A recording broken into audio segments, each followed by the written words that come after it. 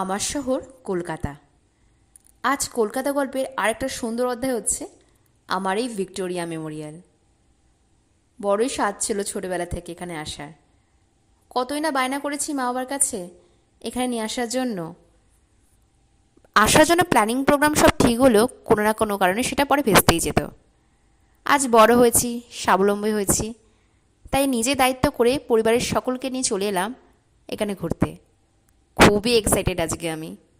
আরও ভালো লাগলো যখন দেখলাম এই ব্রিটিশ তৈরি বিল্ডিংয়ে যখন ভারতীয় পতাকা উঠছে। এই যা, ঝমঝমে বৃষ্টি নামতে শুরু হয়ে গেল। আমি একটু বৃষ্টির আমেজটাকে ভালো করে উপলব্ধি করে আর মায়ের বড় বড় চোখকে ভয় পেয়ে চলে গেলাম বিল্ডিংয়ের ভেতরে। এত সুন্দর আর্কিটেকচার দেখে চোখ তো আমার ওখানেই আটকে গেছে। দেখে নিলাম একটু এই বিল্ডিং তৈরির কিছু ইতিহাস। প্রায় 20 বছর সময় লেগেছিল বিল্ডিং তৈরি হতে। বলা হয় তাজমহলকে অনুসরণ করে এই বিল্ডিংয়ে সেই মার্বেল পাথরই ব্যবহার করা হয়েছে, মার্কানা মার্বেল পাথর, যেটা তাজমহলে ব্যবহার করা হয়েছে সেটা এখানেও ব্যবহার করা হয়েছে। আর তার সাথে রয়েছে এখানকার অনেক পুরনো সুন্দর সুন্দর অ্যান্টিক, যার মধ্যে আমার কুইন ভিক্টোরিয়ার এই পিয়ানোটি খুব ভালো লেগেছে। আর তার সাথে আমার এখানকার আর্ট গ্যালারি অদ্ভুত সুন্দর লেগেছে। প্রতিটা চিত্রই একটা সুন্দর সুন্দর গল্প বলে উঠছে যেন।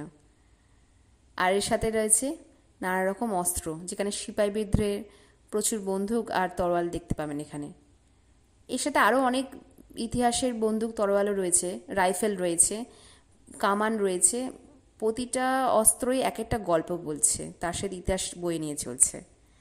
আর সবথেকে বেশি ভালো লেগেছে আমার এখানকার আমাদের ভারতবর্ষে বিভিন্ন ধর্মের গ্রন্থ, এমনকি পাণ্ডুলিপিও দেখেছি এখানে আমি।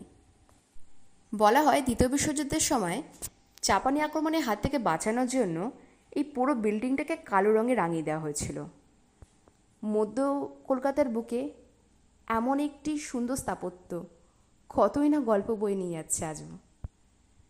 তবে সূর্যাস্তর সময় এই জায়গাটি ফটোশ্যুটের জন্য একদম আদর্শ একটি স্থান।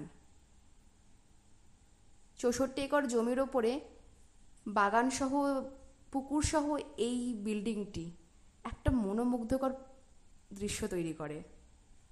আজকে সুযোগ পেলাম না পুরো বাগানটা ঘুরে দেখার, তবে পরে সুযোগ পেলে আমি অবশ্যই আবার আসবো এখানে ঘুরতে।